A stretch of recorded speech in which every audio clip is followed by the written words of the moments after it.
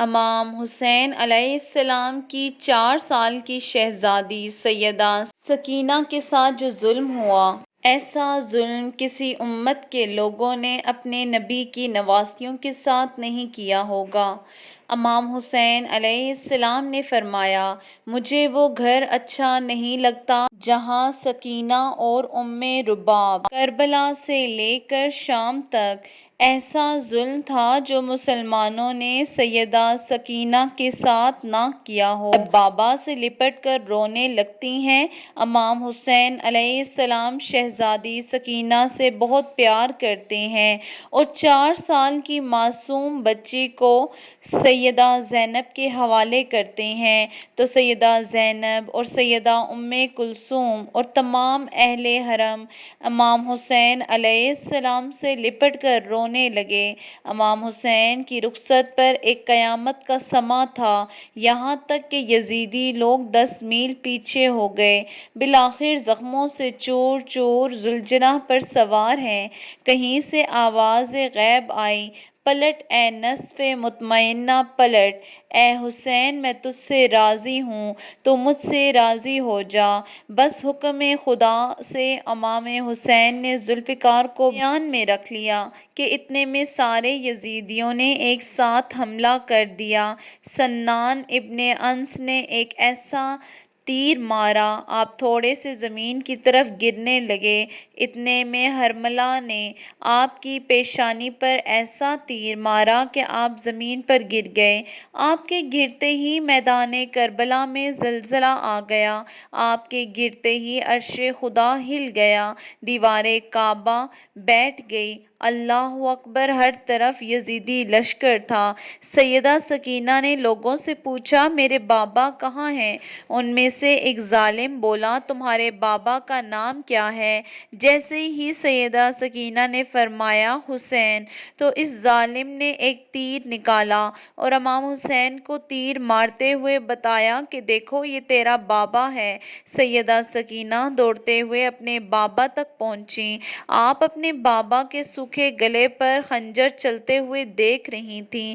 4 سال کی بچی اپنے باپ کو قریب سے ذبح ہوتے ہوئے دیکھ رہی تھی کہ دیکھ کر خنجر سے اور ضربیں لگانے لگا۔ امام حسین کی گردن 13 ضربیں لگائی گئیں۔ شمر ملعون چھری دکھا کر بی بی سکینہ کو امام حسین کی گردن پر مارنے لگا۔ کربلا کے بعد ایک مرتبہ ایک شخص نے امام زین العابدین سے پوچھا، اے نواسہ رسول، بس اتنا بتا دیجئے کہ جب پہلی مرتبہ خیموں میں آگ لگی تو چھوٹے چھوٹے بچے کیسے خیموں سے باہر نکلے؟ سید سجاد کے ہاتھوں میں تسبیح تھی، آپ نے روتے ہوئے فرمایا، جیسے تسبیح کے ٹوٹنے سے سارے دانے بکھر جاتے ہیں، سر کو نیزے پر دیکھتے ہیں تو رونے لگتے ہیں، جیسے ہی بابا کی یاد میں روتے ہیں تو شمر ملعون تمانچے مارنے لگتا ہے۔ 4 سال کی بچی کو اتنے تمانچے مارتا ہے کہ آپ کے چہرے سے خون بہنے لگتا ہے، رونے پر بھی پابندی ہے۔ معصوم بچی، قافلہ چلتے چلتے اچانک سے رک جاتا ہے، جس نیزے میں امام حسین کا سر تھا وہ نیزہ وہیں رک جاتا ہے، وہیں نصب ہو جاتا ہے۔ شمر گستاخ امام زین العابدین سے کہنے لگا، تمہارے بابا آگے کیوں نہیں بڑھتے ہیں؟ سید سجاد نے سیدہ زینب سے فرمایا کہ پھوپھی اماں، بابا کا سر ٹھہر گیا ہے۔ سیدہ زینب نے دیکھا کہ بی بی سکینہ نہیں ہے، بی بی سکینہ کو ڈھونڈنا شروع کر دیا۔ سیدہ زینب نے دیکھا کہ ایک نقاب پوش خاتون ہے جو بی بی سکینہ کو اپنی گود میں لیے ہوئے ہیں اور بی بی سکینہ سے بہت پیار کر رہی ہیں۔ سیدہ زینب نے فرمایا کہ اے بی بی، آپ کون ہو؟ جب سے ہمیں قید کر لیا گیا ہے ہم سے ایسا رویہ کسی نے نہیں کیا۔ بی بی نے چہرے سے نقاب کو ہٹا کر فرمایا، زینب میں ہوں، تیری ماں فاطمہ۔ زینب بھی اپنی ماں سے لپٹ کر رونے لگی۔ سیدہ زینب بی بی سکینہ کو لے کر واپس آ گئیں۔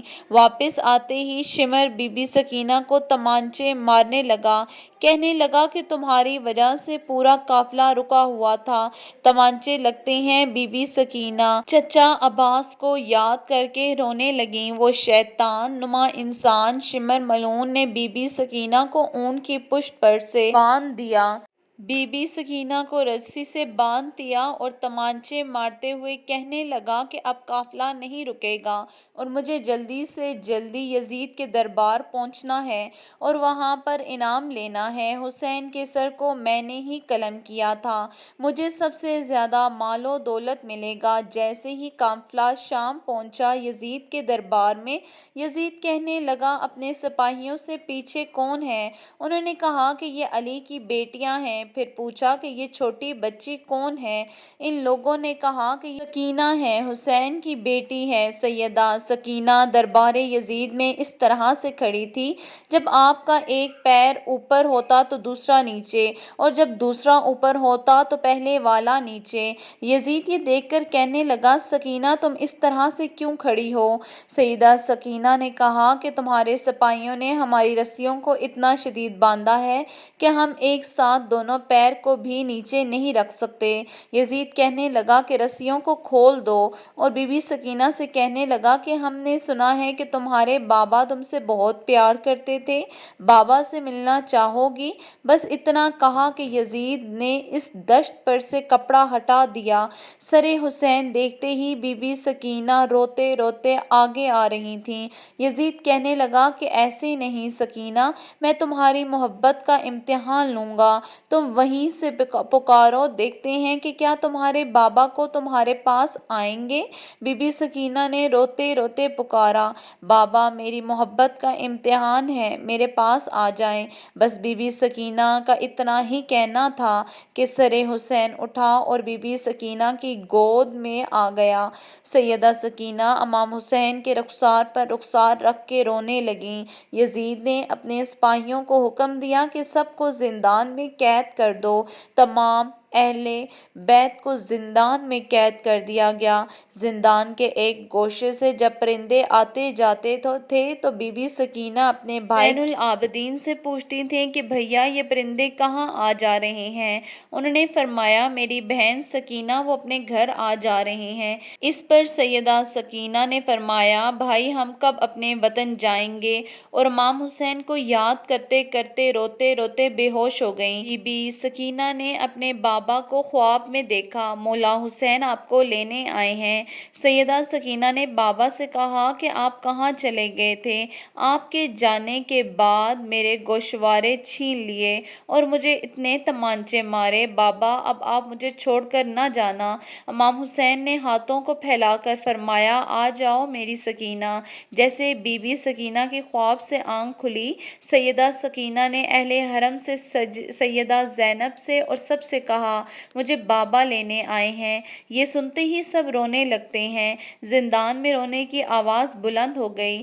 یزید اپنے سپاہیوں سے کہنے لگا کہ یہ آواز کیسی ہے؟